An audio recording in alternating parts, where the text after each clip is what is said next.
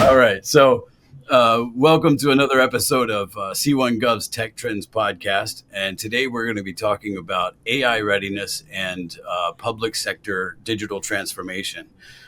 We're joined by Dillon Peterson from StandardData. Dillon, welcome to the podcast. Good to have you here. Thank you, sir. And of course, we have C1 Gov CEO Jason Friend. Jason, thanks again for joining us today. Absolutely. Nice to be here again.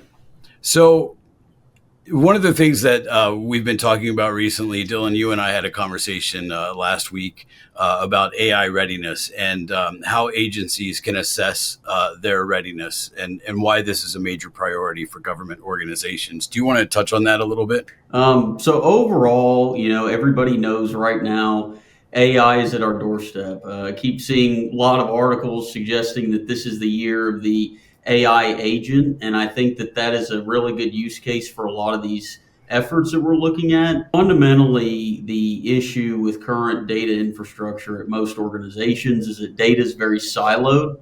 It's very spread out across different databases, different forms, different locations, even different mediums. I mean, you're even talking about in a lot of cases having physical data, pieces of paper that have information on them, or disk drives, things that haven't even been digitized yet. And what you wind up with is an infrastructure that if you hook a chatbot up and start to try to comb that data, it's not all in the same place. It's not all consolidated. It's not in an AI ready form.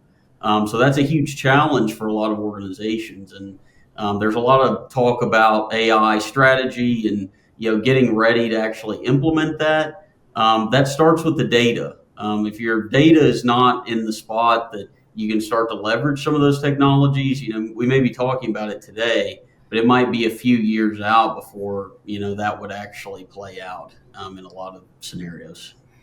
And Jason, I'm sure you're seeing a lot of demand, for AI solutions with your customers these days. Do you want to talk a little bit about the strategic partnership with StandardData? Sure. First off, there is intense interest and demand right now in the public sector for AI solutions. I think everybody has realized quickly that this is going to transform the way that they do things. And I will tell you, in my career, I have never seen the government embrace an emerging technology as quickly and as fully as they have with AI. So I think that will give you an idea of how important this is going to be. And so as we look to solve problems for our government customers and bring solutions and emerging technologies to market, this was obviously at the forefront of what we need to be able to deliver. So we are always looking for good technology partners, good services partners, and Dillon and StandardData are exactly that. They are a fantastic partner that really completes our offering around AI, because the fundamental aspect of making AI work for an agency is the data, the accessibility and the usability of that data. So that, I think, touches on the concept of the data swamp, right? Having a lot of data that's not interconnected, that's in various formats, which you started to touch on, Dillon. Do you want to talk a little bit about that and also, the concept of missing data? Sure. So for the most part, a lot of organizations aren't even completely aware of what data they do have because it's not in a searchable, consolidated form. So I could speak to several different projects we've seen here recently that have had that exact problem.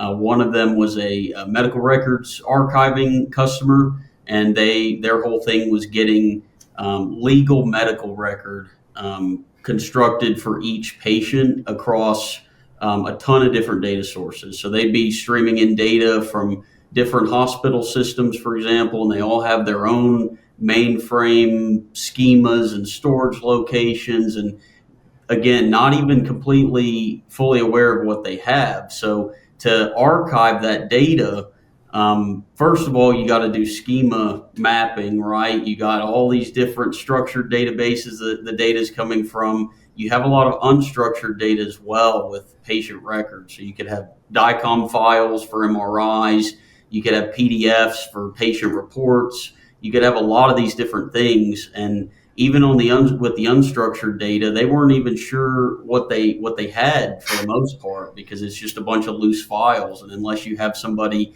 manually comb through hundreds of millions of files, you don't even really know what's there. So having it in that consolidated form, you can take a look at it at scale, has a ton of benefits. I mean, just for being able to see what you have, first of all. And second of all, it unlocks organizational search, which we're really excited about with our partnership, because knowledge management essentially is, do we have all of our knowledge? I mean, are we measuring all of our knowledge? Do we know where it is, where it's coming from, et cetera? And that's a huge benefit we see to this partnership, is because a lot of files that are really loose have information in them that's very leverageable, if it's in that format. But if it's not, you have a ton of files and you don't even know what's in there. Right. That reminds me of, in web development, a couple of decades ago, when everyone started to realize that their website was no longer, just an online brochure, but a representation of their business in the digital world. We had to implement schemas, just like you're talking about, where we would normalize and structure the data in such a way that we could bring in data from various data sources and have it all presented in a cohesive fashion that's accessible and understandable for the user. So I'm sure that's a much more complicated process now with AI. Jason, what can organizations do to get ready for this integration, and how can they make the process a little bit more fluid? Well, we offer an AI assessment that I think is an excellent first step and an easy one to take to really get a good feel for what the current environment is like. What are your data sources? How are they structured? What's the level of effort, essentially, to get your data into a usable format? Because these large language models and machine learning can't really benefit your organization or your agency unless you have good data to feed them. You need to train the model on good, structured, usable data. So this AI assessment really gives agencies, again, a feel for where they are today, an idea for the level of effort required to get them to where they need to be. And along with that, you get a functional proof of concept so that the agency can really see a real world application for AI in their environment.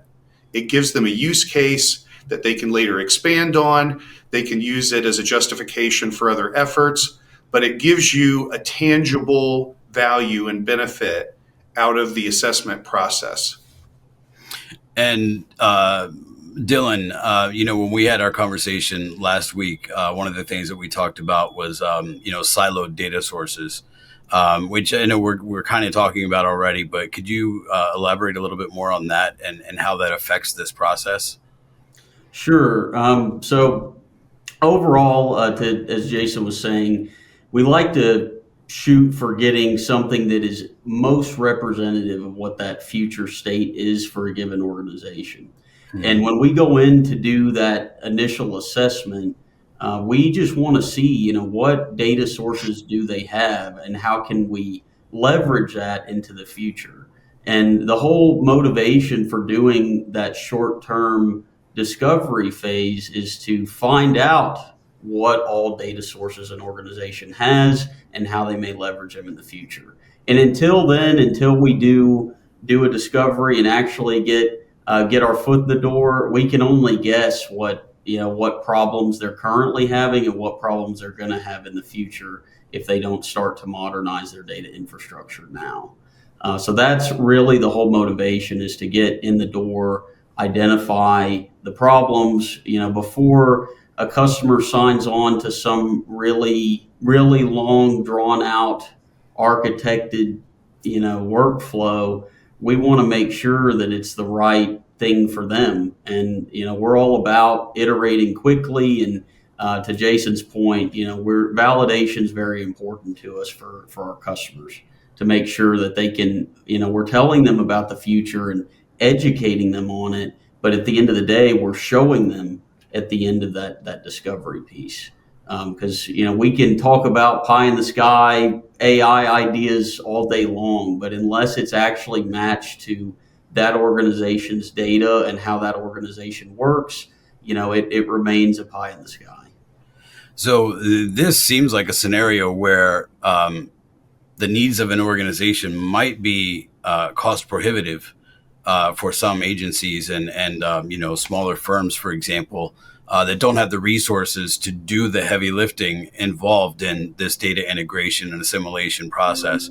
So is open source a viable option for those agencies or for those firms and government agencies that might not be able to handle all the work on their own, but instead can use open source as a source for development? Yes, sir, absolutely. And I believe that open source has a lot of different advantages. One of them is, for your closed circuit AI solutions that need to be run on-prem in secure environment and no internet access, right? That's a huge strength to open source models because you can pull them down into that environment and they never need to reach the internet. Also, we firmly believe that AI models are becoming a commodity. I mean, we saw DeepSeek come out several weeks ago. There's a lot of open source development with these models that are very competitive against the commercially available AI as a service models. And with that being said, most organizations, we believe, are going to benefit more from leveraging the models and the outputs of all of these collective efforts in the open source community and linking it up to their data instead of investing in the model itself. Because the models are getting more and more powerful. I mean, really every week at this point. And a lot of the challenges organizations are having is not necessarily held back by how powerful the model is, and more about how ready their data infrastructure is to leverage the models that are coming out. It's really interesting talking about open source. So AI is creating a transformation on the customer side of things, but it's also creating a transformation with service providers because the focus is shifting from traditional software development to AI development in an interesting way. So if you look at something like Hugging Face, which is a platform for AI developers, the number of developers using that platform is growing exponentially every day. But there's no growth in that. In fact, there's a decline in the need for that skill set as AI-driven tools that will do software development based on simple English language prompts, that's changing the model. But the demand for AI development is just rapidly increasing. And a lot of that is built around the use of open source tools. And how does that affect, in the context of the work that you do in the public sector with government and military agencies, how does that affect security and compliance? Well, security and compliance are always foremost, especially when you're talking about AI. Using publicly available tools is probably not something that a lot of agencies or departments are going to be able to benefit from in our space. In the commercial space, absolutely, and they're doing it today. But you have to be careful, obviously, as to what data you feed to any of these AI models. So there is still a desire to do some of this in a secure in-house method.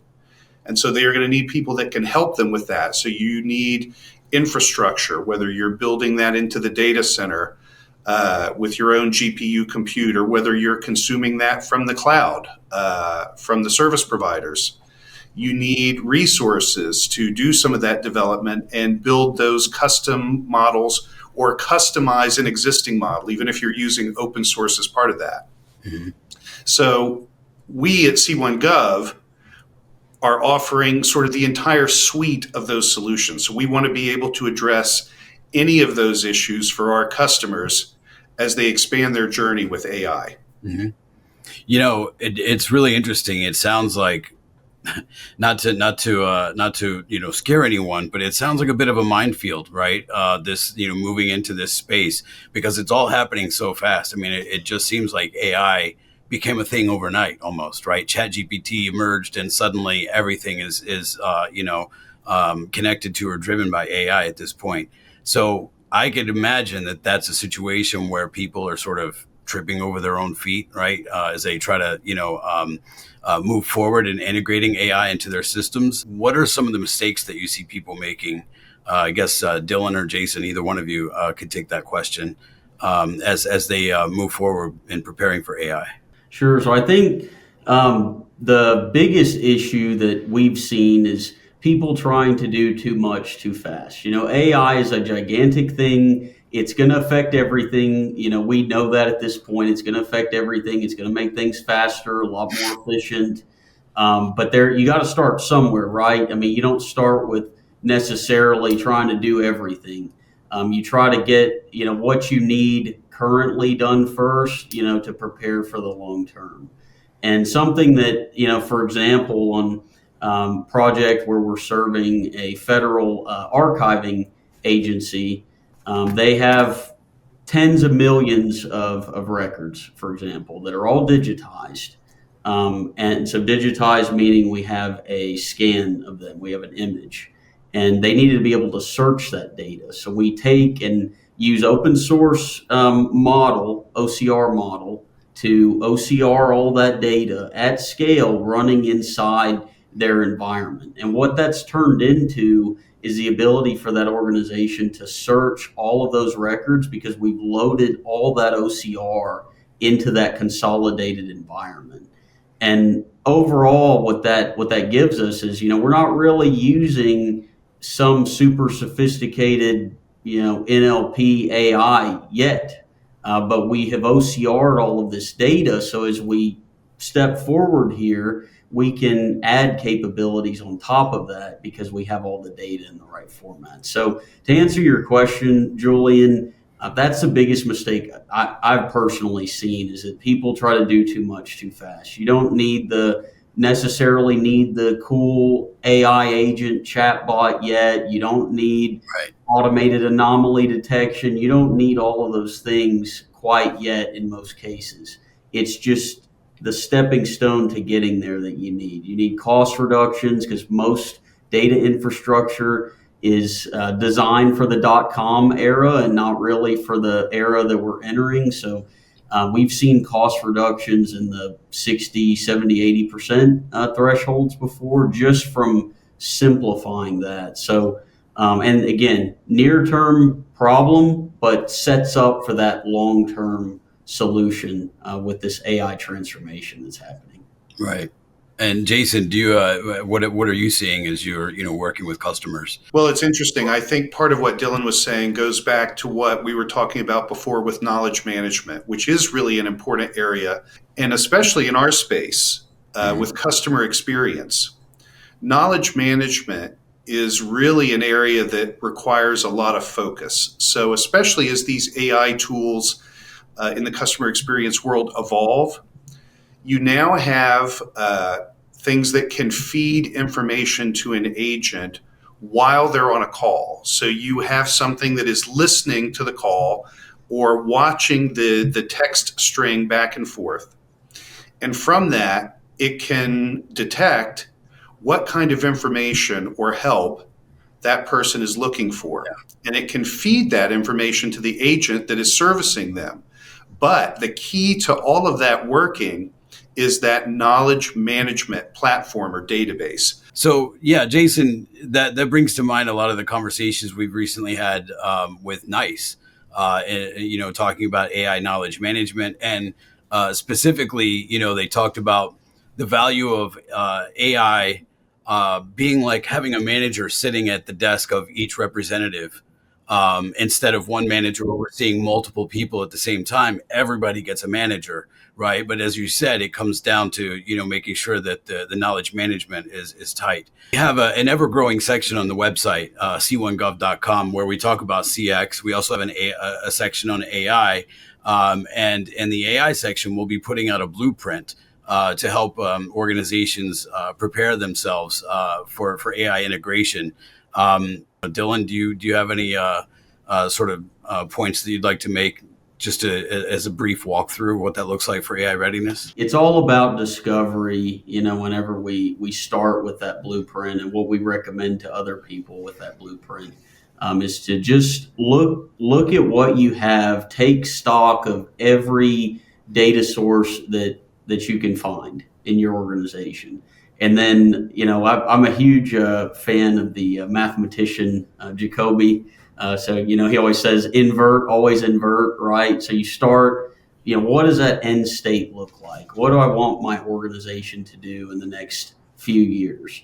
And then backtrack and go, okay, well, what data sources are making that possible? Is it, financial data, market data, some kind of internal data that's on some very protected database? What is it? Where does the data come from? And then try to come up with some first iteration of that leverages all of those data sources to give you that validated offering of that future state in a short period of time. For me, I started StandardData, and very independent, like self-funded at first. So I quickly learned how important it is to iterate quickly. Couple weeks, you don't want to be looking couple months or couple years out for getting that validation. You need to have it, basically in a couple weeks from when you start. So I say to look at that future state, and that's what our whole blueprint is built around, is taking that future state, backing it up to the present, and spending a couple weeks, no longer than a couple weeks, identifying those data sources, consolidating them together, hooking it up into something that represents that end use case. And then you've got a picture, painted of what that future state looks like. And then, if it comes down to convincing key decision makers that's the right way to go, you got to take something to them that they can see and they can feel and they can touch about what that future state looks like. That's the thing. This is really, typically a 6-week engagement, start to finish, and that includes the delivery of that proof of concept. So this is a low to no risk engagement, but gives you great value in the picture that it presents for you of both where you are and how to get where you're going. So yeah, that's a lot of really valuable information. And as I mentioned, we have a growing section on the website for AI, and we'll be posting adding a blog post, new content on the website in the AI section, the video, an infographic that will help you, sort of step through what this initial blueprint looks like. Jason, are there any closing comments or thoughts that you'd like to share as we draw this episode to a close? In today's world, data is rapidly becoming an agency's most valuable asset. There's a lot of potential value there, but I think government agencies need help in exploiting and realizing the value from that data. And Dillon, I think if he explains where the name of his organization came from, it'll shed some extra light on that. Sounds like a good way to close. Dillon, do you want to tell us a little bit about that as we wrap up? Yeah. Yes, sir. So I'm a huge John D. Rockefeller fan, first of all. And so I read his biography by Ron Chernow probably 10 years ago now. And just as, the company's progressed over the last several years as it's developed, I've realized, data really is the new oil. Standard Oil was all about standardizing that resource, right? Before you had Standard Oil around, you'd have impurities in the kerosene, and there were buildings blowing up like crazy just because of the impurities, and it just was not a very standardized thing. And data at the end of the day is fundamentally the same thing. Whether you're talking about images or you're talking about audio or you're talking about text files, it all boils down to something really fundamental, which is information. And the tools and the things you can do with that information are virtually unlimited. You're not looking at, okay, we have audio over here and video over here. We can't do something with both of those. I mean, you can do something with any piece of information that you have. And that's something that I think is also misunderstood in the industry, because you see a lot of vendor solutions. It's like, well, we're the sole provider of this type of data service and this type of data service over here, and it's really not like that fundamentally. Fundamentally, it's all information that you can leverage together, across different verticals. You're not limited to one little sandbox here, one here. So that's where the name of the company came from overall, is named after Standard Oil, because I think data is going to be something that gets more standardized and is also the most fundamental resource, to Jason's point, really in this AI age that we're entering. Well, I think we've covered a lot today, and I want to welcome all of our viewers to, first of all, share this video with, your IT professional friends and colleagues and decision makers, but also check out the website, c1gov.com, where we have a lot of information about AI and CX and other digital transformation topics. Talk to us about the AI assessment. Again, it's a very easy, low cost, no risk way to get started down this path, to understand where you are today. So reach out and we'll be glad to talk to you about it. Yep. And you can also contact us via LinkedIn. So you can send us a message through there or through the website. And we look forward to hearing from you. Thanks for watching today. And Dillon, thank you so much for joining us. Thank you all for having me. And as always, Thanks, Julian. thank you. Good to have you guys. And thanks, everybody. Have a great day.